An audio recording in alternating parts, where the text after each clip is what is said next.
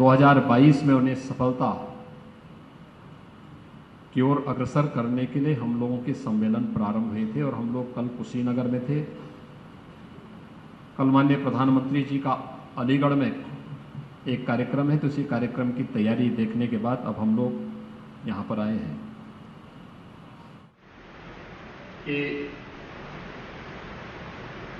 राष्ट्रीय टीम से जुड़े हुए हमारे पदाधिकारी प्रदेश के, क्षेत्र के और जिले के जो हमारे मीडिया प्रभारीगण हैं,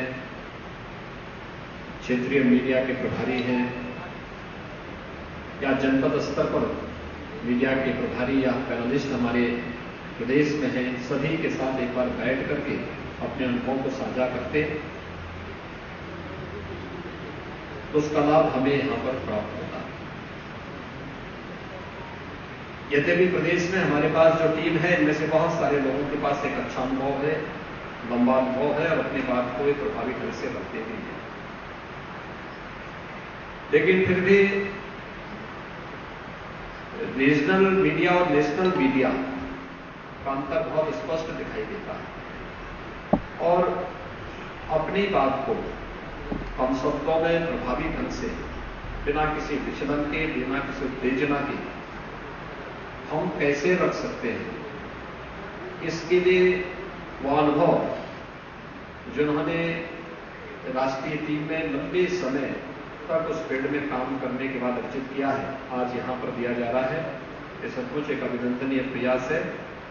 मैं इसके लिए प्रदेश के अध्यक्ष जी को, प्रदेश के संगठन महामंत्री जी को, प्रदेश मीडिया की पूरी टीम को हृदय से धन्यवाद देता हूं।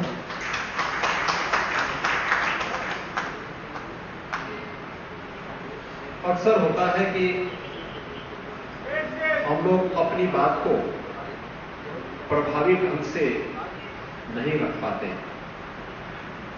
या हमारे लोगों में, या एक कॉमन मैन की मैं बात करता हूं, जब तक हम उसको याद नहीं दिलाते हैं कि हमने ये भी काम किया, ये भी किया, ये भी किया, नहीं दिलाते हैं कि हमने ये भी काम किया, ये भी किया, ये भी किया, कोई इस बात को स्वीकार करने को तैयार नहीं होता है।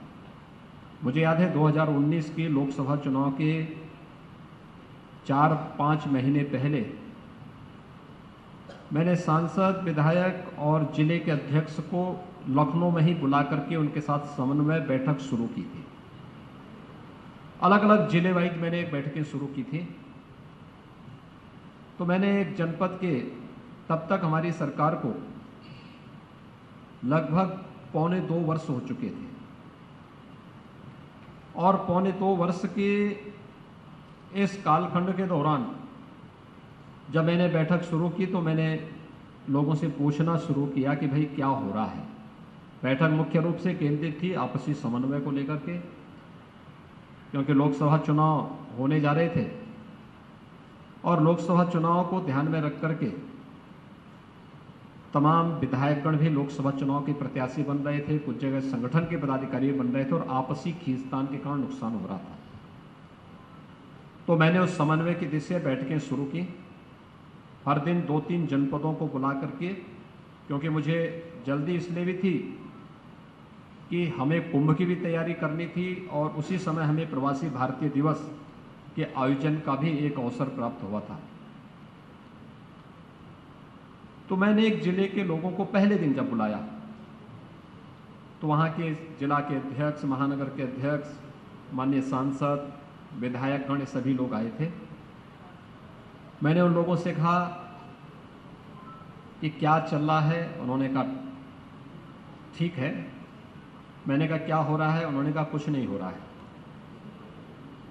पहला ही शब्द था कुछ नहीं हो रहा है। मैंने कहा विकास की योजनाओं के बारे में, साहब उन्होंने कहा जब कुछ नहीं हो रहा है तो हम कैसे बताते हैं। मैंने कहा कुछ नहीं हो रहा है। कहा नहीं। मैंने कहा आपके यहाँ 2017 के पहले कितनी बार बिजली आती थी, कितने घंटे बिजली आती थी 24 घंटे में। उन्होंने कहा 4-5 घंटे।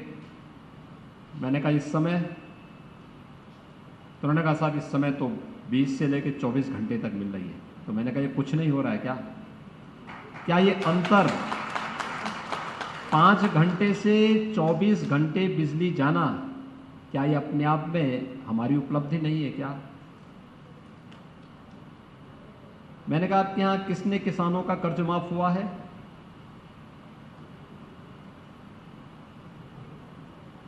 तो उन्होंने कहा हमने सर्टिफिकेट तो बांटे हैं लेकिन जिले स्तर पर इस बात को नहीं देखा है। मैंने कहा जिलाध्यक्ष के पास डाटा होने चाहिए थे, लेकिन मैं आपको बता दे रहा हूं कि आपके जनपद में 1,05,000 किसानों का कर्ज माफ हुआ है, उसकी राशि इतनी है। फिर मैंने उनसे कहा, मैंने कहा भाई जब हम लोग लोकसभा चुनाव 2014 में और 2017 के विधानसभा चुनाव में गए थे तो पश्चिमी उत्तर प्रदेश में हम लोग सभा करने के बाद मैं अक्सर क्या करता था कि अंतिम सभा में वहां पर हेलीकॉप्टर छोड़ देता था और कार से फिर निकलता था, तो 2-3 सभाएं और करते हुए दिल्ली निकल जाते थे।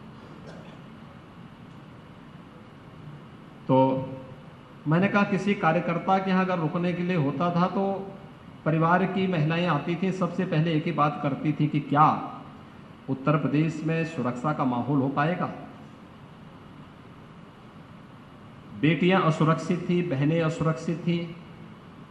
और मैंने कहा और तो और एक सामान्य बैलगाड़ी और भैंसावान भी जाता है तो उसके जो भैंस या उसका भैंसा या उसके बैल भी सुरक्षित नहीं थे।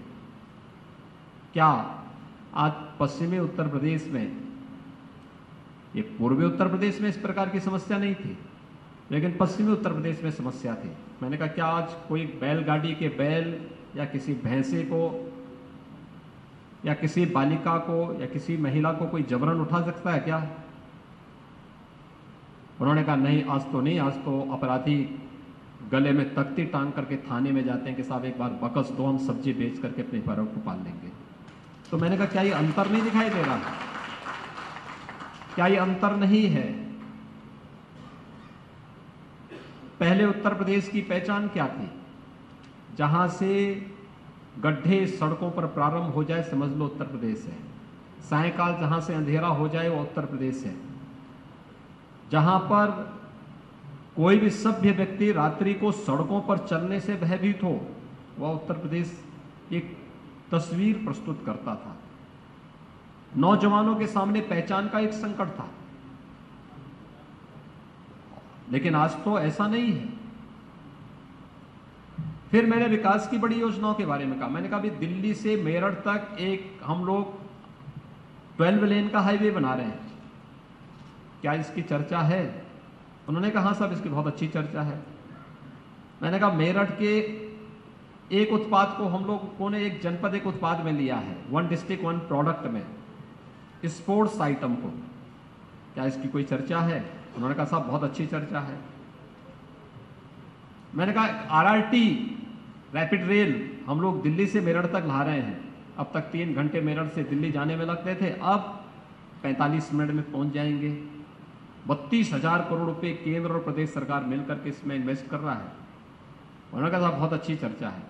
तो मैंने कहा ये 10 तो मैंने ही आपके सामने गिना दी है। अगर